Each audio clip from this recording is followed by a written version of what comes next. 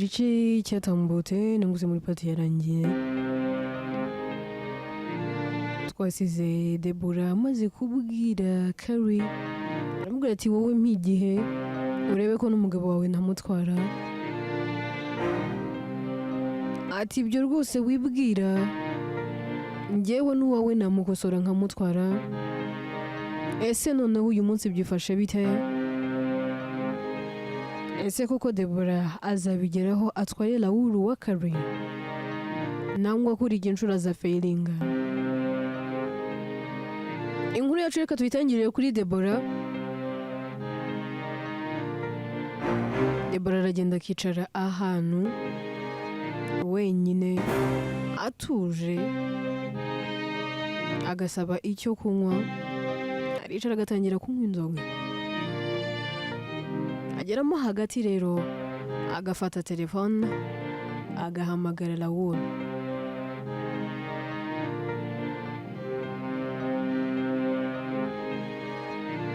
Lauru aritaba Debora ati muraho neza boyfriend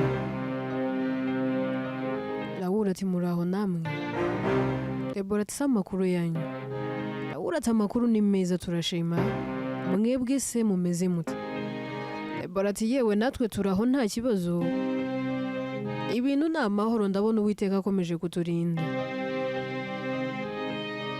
Lauru ati ni byiza ati gusa ndabona intambara nshya ntago ndi kumenya ninde gusa mbabariye ko nihutiye guhita nkubaza ngo urinde ntarumva n'icyo umpamagariye n'icyo wari ugiye kumbwira gusa ndabona iyi ntambara nshya munsi mu yanjye rero sinzi ngo ninde turi kuvugana wamfasha nkamenya ninde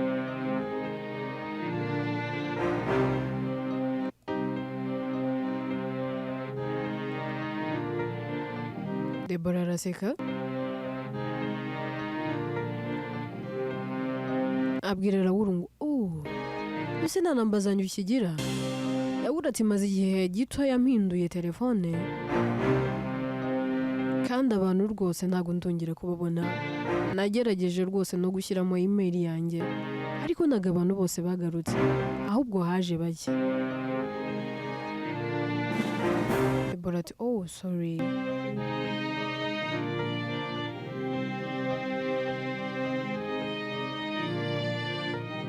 ati rero boyfriend njye nitwa Debora sinzi niba unyibuka inshuti y'umugore wawe ex girlfriend wa cousin wawe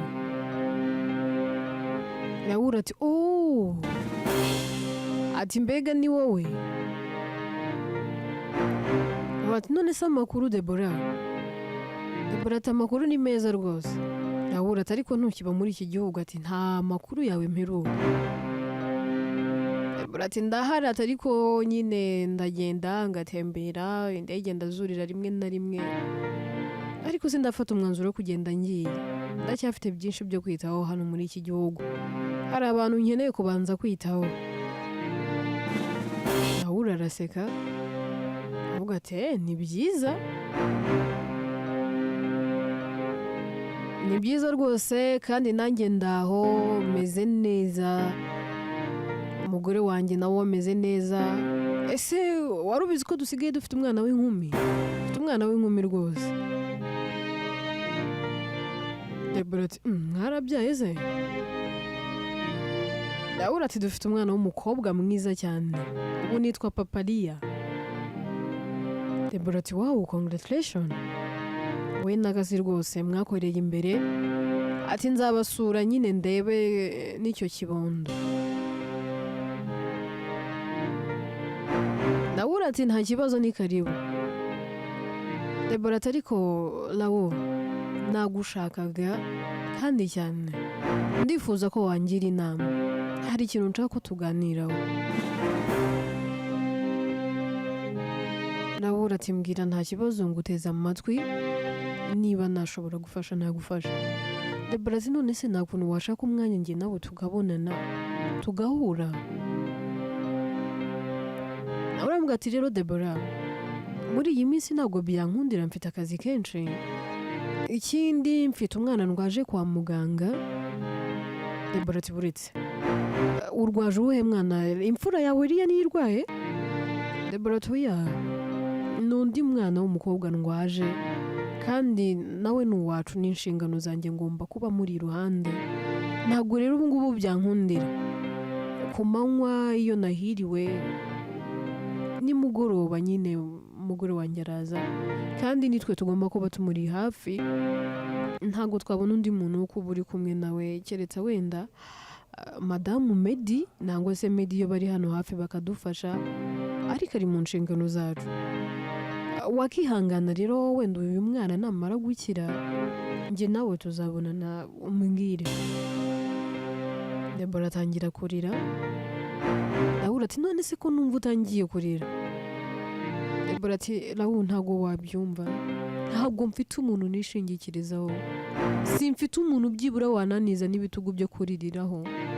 Ndi njyenyine ubu ndi nyakamwe, simfite unyitayeho. Yego wenda nagize ahahise habi, nahemukiye mubyara wawe, ariko nyine wumvise impamvu zanjye wanyumva. Medina na rimwe yari yarigeze ambwira gahunda y'umushinga wo kubana.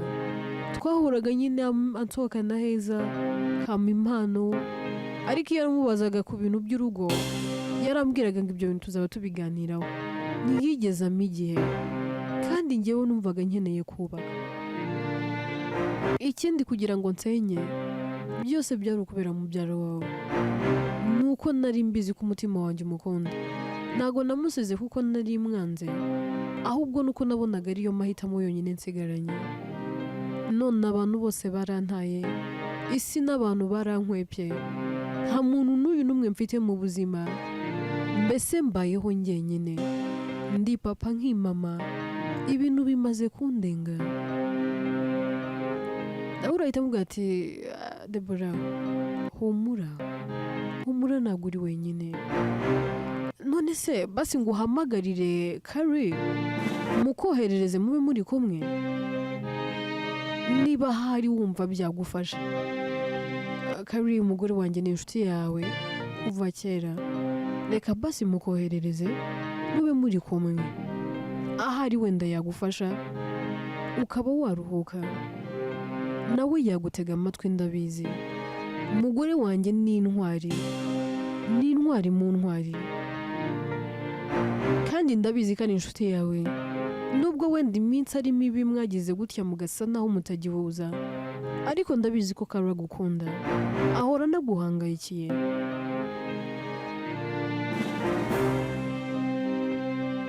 Debora ati Raul oya, numvaga ari wowe nshaka tuvugana. None se nguhamagaye nafite inamba y'umugore wawe? Gusa nyine niba uri busy nta kibazo. Raul ahita amubwira ati Debora basi reka nze mpamagare Kari azasigare hano ku bitaro, njyewe nze nkurebe. Guma aho ngaho uri, ndaje nkurebe ntugire ikibazo, ahubwo umpe address nangwa se nyohereza location y'ahantu uri nze nkurebe. Debora ati sawa reka nze nyiguhe. Ahita amukupa agakomeza kwinywera inzoga rwose atuje, nta kibazo n'iki na gitoya yifitiye, ameze neza cyane. Tugaruke kwa muganga.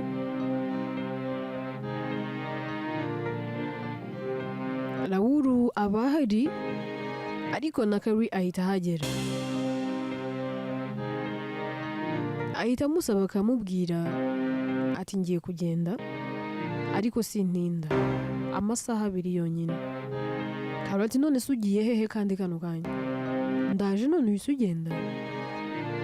Avuga ati babe birihutirwa mugore mwiza, reka ngende ntago ndi butinde. Kari ati none se ugiye hehe?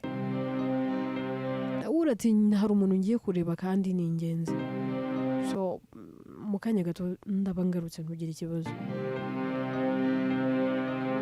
Ataragenda muganga ahita aza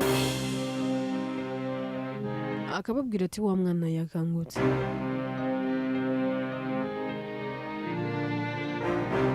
Bahita bagenda bihutsa bakinjira muri room Kreni yaryamyemo, bagasanga koko Kreni yakangutse Kirene yaba ari kwitegereza ahantu ari, akareba akitegereza,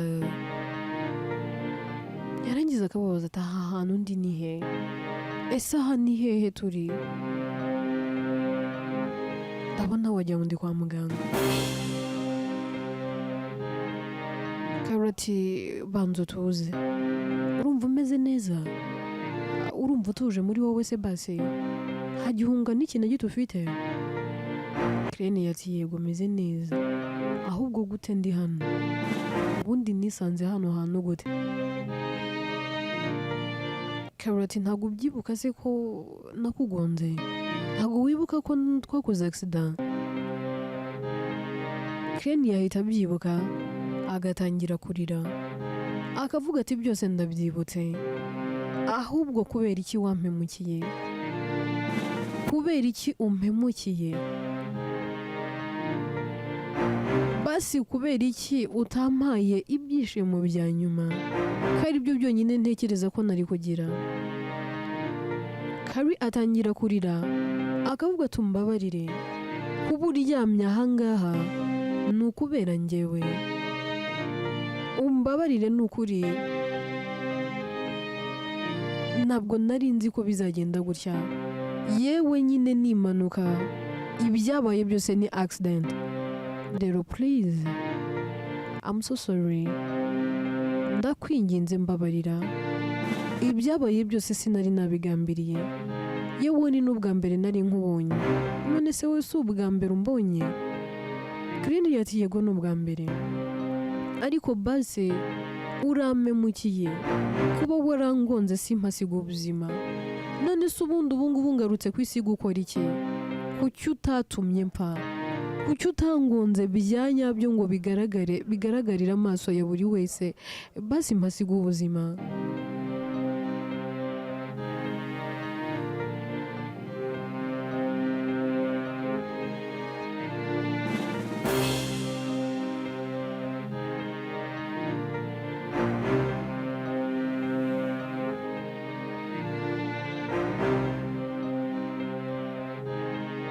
None se kubera iki? Kuki nongeye kwisanga ndi muzima?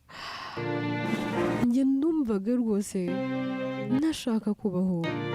Reka basi nkubwire, ibyabaye kuri njyewe ntabwo ari impanuka. Ahari wenda ubona ko ari impanuka, ariko njye narabyifuzaga, narabishakaga. Rero please, nta mpamvu yo kunsaba imbabazi, kuko byose ni amakosa yanjye. Uwaje nkureba, iyo nza kuba ntabishaka ntabwo nari kwambukiranya umuhanda, ariko kuko nabishakaga nagira ngo ngonge basi nipfire. Kari ahita yikangamo, akavuga tuvuze? Noneho nakugonze wowe ubishaka, ni wowe wishoye mu muhanda. None se kubera iki? Hagati aho tutarajya kure, ubundi witwa nde? Kandi navuga ati nitwa Kirene, niyo mazina yanjye. Gusa sinzi koko niba ariyo mazina yanjye y'ukuri. Numvaga nyogokuru ari we yanyita. Ndabona ati none se Kirene, ufite umuryango base? Ese ufite data na mama? Ufite abandi bana muvukana? Kirene yahita arira, akamubwira ati reka nkubwire, icyo kibazo sinzi ko nakigusubiza pe. Ese ubu ndavuga ngo mfite data na mama? Abavandimwe se bo babaye bahari ndabizi? Nta kintu n'iki na kimwe nzi, nta muryango nzi, nta n'uwo mfite, ariko njya numva ngo ndawufite.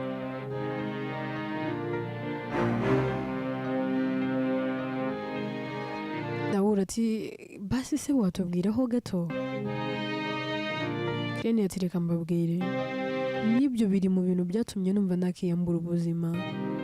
Iteka iyo ndi kuvuga inkuru yanjye, neza neza mpita numva wagira ngo biri kumbaho ako kanya. Nkumva agahinda karanyishe, nkumva ubuzima bwanjye ntacyo bumaze, nkumva yewe nakiyambura n'ubuzima. So nahisemo kutongera kuyivugaho. mumbabarire kuba ntabasubije ikibazo mumbajije, gusa igihari ni uko nta muryango mfite.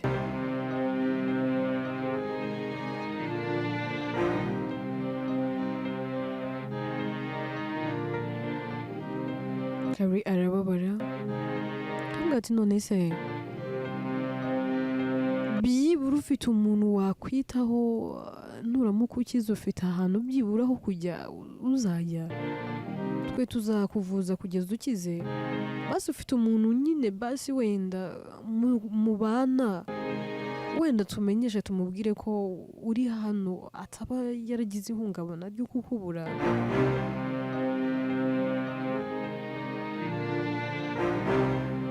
Kreni ati nta muntu ntekereza ko hariho kumpangayikira, ni njyewe ubwanjye wihangayikira, ni njyewe ubwanjye wimenya. Nyogokuru nari mfite hashize imyaka myinshi apfuye, rero ubu ni njye njyenyine, njyewe umwe rukumbi kuri iyi si.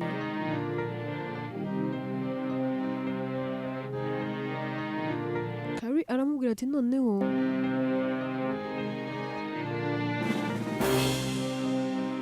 basi watwemerera, natwe dufite umwana umwe w'umukobwa, umwana wacu yitwa Liya, wadufasha se ukaza tukabana mu rugo, mbese nawe ukaba umwana mu rugo, nubwo wenda atari twe twakubyaye, ariko basi tukaba turi kumwe nawe tukabana nawe. Hari icyo byaba bigutwaye se?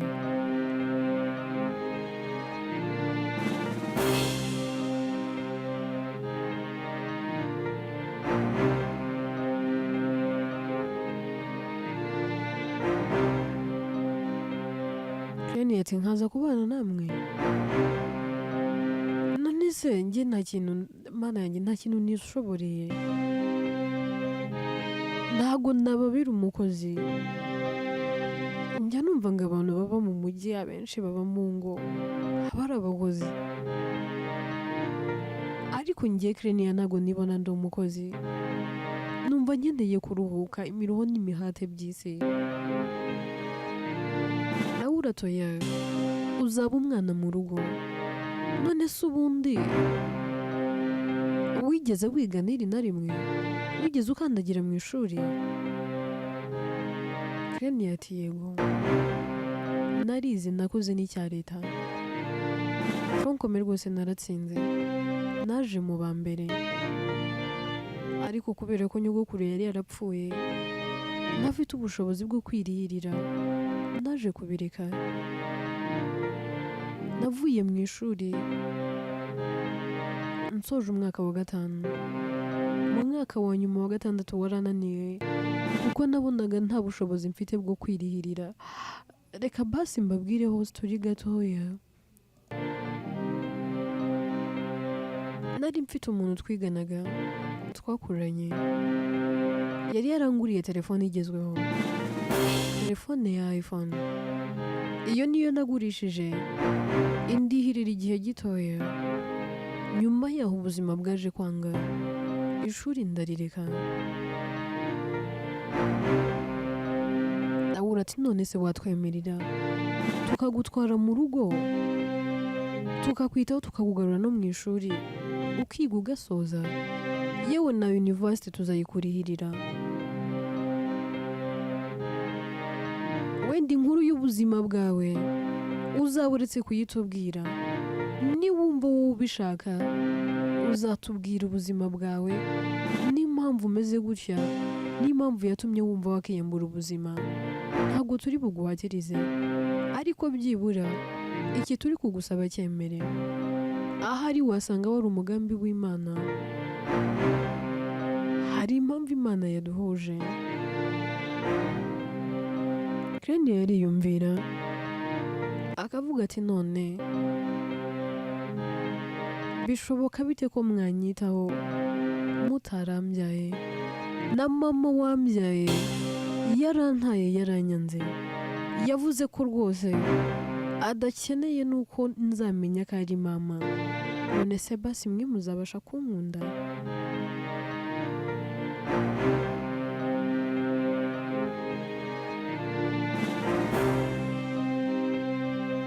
Kari ahita amwegera akamubwira ati Krenia, ndeba mu maso, uhereye uyu munsi twizere, tuzaguha urukundo, tuzagufata nk'umwana mu rugo, umura tuzakwitaho, nta kibi kizakuzaho, igihe cyose tuzaba duhari. Umwana wacu uriya ni muto, ndabizi azagukunda kandi nawe uzamukunda, so please twemerere. Krenia ahita avuga ati nta kibazo, ndabyemeye.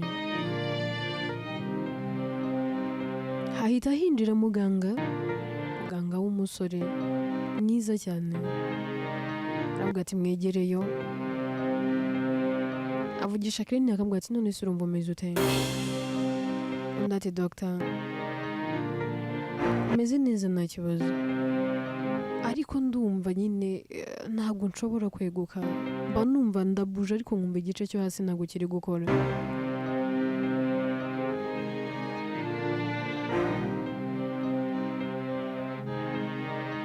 Dr ati ihangane. Ahita avugisha Raoul ndetse na Kari akabubwira ati rero harimo ikibazo, ariko mbere ya byose nimwe babyeyi be. Raoul na Kari bararebana ntibasubize, bagaceceka cyane ko baba bari kwibaza se nibavuga ko ari ababyeyi, Krenia akavuga ko atari ababyeyi, biragenda bite? Krenia ahita abwira Dr akavuga ati Dr, yego uwo ni mami, undi ni dad, abo ni bo babyeyi banjye, ahubwo se hari ikintu ushaka kubabwira? Dr ati yego, ikintu nshaka kubabwira ni iki: umwana wanyu yakoze impanuka ikomeye, hari imitsi imwe n'imwe yagiye itatana twagerageje guteranya, rero ntago irashobora kongera kwihuza kugira ngo byibura abone ubushobozi bwo kuba yagenda. N'impamvu yumva akiri paralize nuko nyine amaraso ataratangira kongera gutembera neza mu mubiri. Bizatwara igihe, ahari Imana ishobora gukora igitangaza uyu mwana w'umukobwa kongera kugenda, ariko bizafata igihe, kugenda kwe bishobora bikubiye gake. Icyo mwaza gukora ni ukumugurira akagare ko kujya agenderamo, wenda tukareba niba hari icyo bizatanga. Nitubona basi amaraso atangiye gutembera neza mu mubiri nk'ibisanzwe, tuzagerageza turebe ko basi wenda twamugurura akongera akagenda, ariko kongera guhaguruka ngo agende kwe bikubiye gake pe. Raoul ati nta kibazo, akagare ko tugomba kukagura, none se kari umwana wacu. Dr Krenia akamubwira ati mwana muto, icyo uzakenera cyose ujye umbwira, no mu gihe wumva udatuje jya ubwira nasi amamagare nzumubwire, sibyo? Krenia ati yego Dr.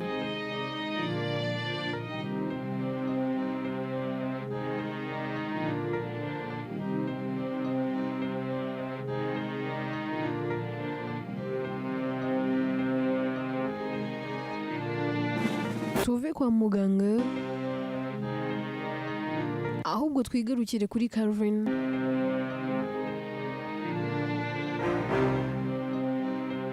Calvin afata telefone, aba ari mu kazi, akandikira Kasi message,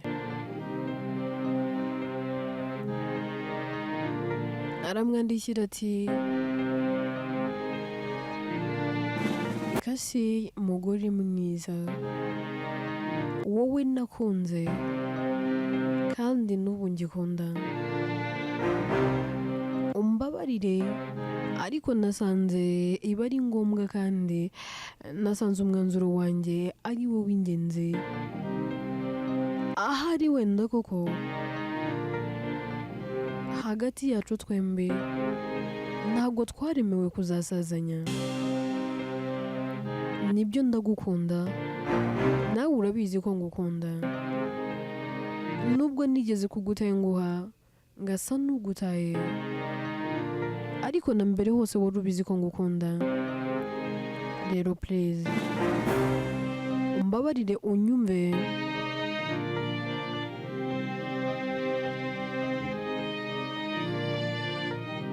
Ahari wenda umwanzuro ngiye gufata ushobora kuba ari mwiza hagati yanjye nawe, ushobora kuba uw'umugisha, ahari akaba ari wo uzatuzanira ibyishimo ku mpande zombi.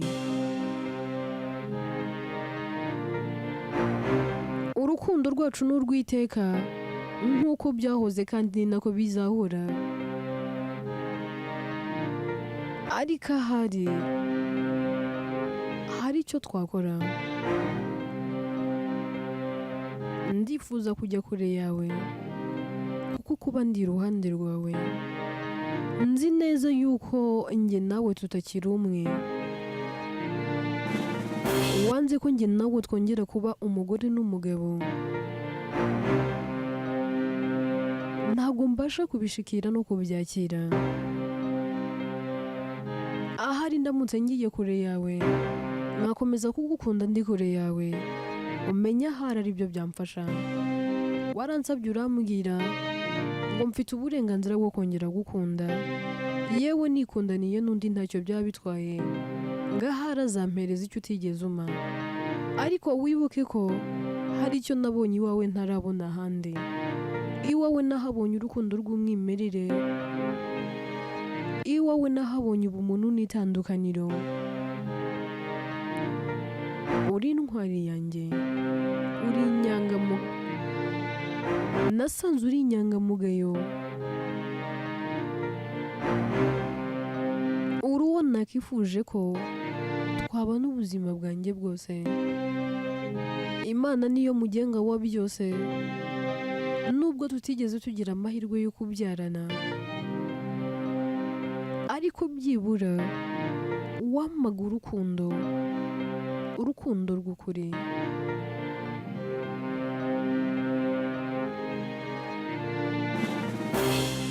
Reka nshime iyo atumye nkumenya. Ntabwo nicuza kukumenya kuko hari umunsi wigeze kuba byose nari nkeneye. Wampaye urukundo ntigeze mbona ahandi. Wankunze byimamo nubwo bitarambye, ariko iteka nzahora mbyibuka kandi nzahora mbizirikana. Nzahora nibuka yuko uri uwa mbere ukanikurikira mu buzima bwanjye.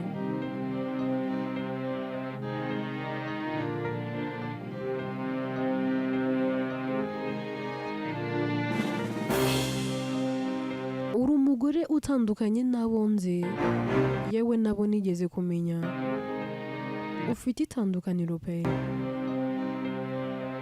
Nabonye ko uri umugore ugira umutima ukomeye, uri umugore wihangana, uri umugore uharanira icyiza, wanga ikibi ahubwo icyiza kikaganza kuri wowe. Uburyo witwaye byatumye nkwibazaho cyane, ariko nanone bintera kugukunda biruseho. Ufite itandukaniro, sinigeze niri na rimwe no mu mateka numva umugore umeze nkawe. Uri indashyikirwa, sinzi amagambo nakoresha byibura yangana nuko ndi kugutekereza, nuko nagufata. Sinzi izina nakwita nonaha, ariko uratandukanye. Mu magana y'abagore bariho, ufite umutima wihariye. Umenya kuri iyi si ya rurema ab'Imana yaremye bameze nkawe ari mbarwa. nibyo koko nataye zahabu njya guta ibinonko, nataye zahabu njya gutora ibinonko. Ubu nibwo mbona agaciro kawe, nibwo mbona ko wari zahabu kuri njye, nibwo mbona ko wandutiraga byose mfite. Ubu amaso yanjye yarafungutse, nibwo ndi kubona ko uri uwa mbere ukanikurikira. Iyo aba bagore bose bameraga nkawe, iyi si yaba paradise.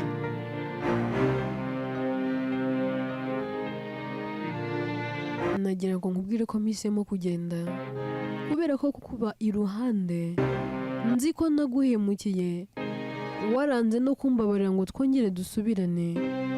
Byonyine gutekereza ko nahombye umugore nkawe kandi nkaguhomba nkubona iruhande rwanjye, ngukumbura nkubona. Urahari ariko singushikira, urahari ariko sinkubona.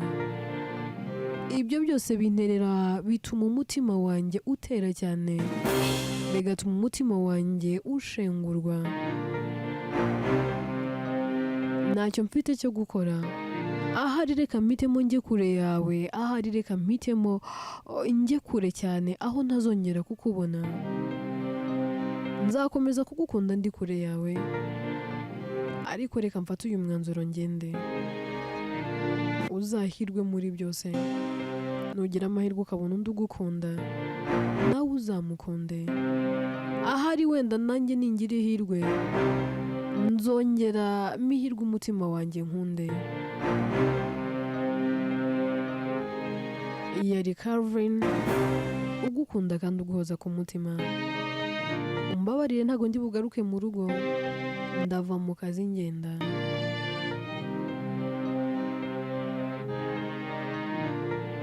Calvin rero tayohereza ubutumwa kasi.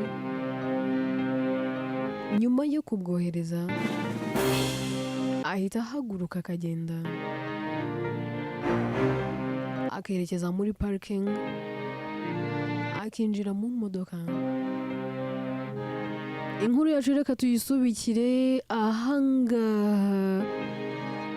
Ikibazo cyo kwibaza ni iki? Ese kuko Calvin aragiye? Ese kasi namara gusoma ubutumwa koko arareka umugabo we agende, nangwa araza kwisubira amubwira ati wigenda? Nyuma yo kumva ko Krenia agiye kujya agendera mu kagare, ese azagera aho ngaho yongera agende, nangwa ntabwo bizakunda? Karina Raoul bahisemo kumutwara mu rugo ngo bamubere ababyeyi. Ese koko bazamwitaho uko bikwiye? Byose rero tuzabyumva mu bindi bice bizakurikira. Inkuru yitwa Nta Mbabazi Naguha, ni njye uyandika kandi ni nanjye uyibagezaho. Nitwa Atete Pauline Obvious. Ibitekerezo byanyu ni ingenzi kandi ni inyamibwa.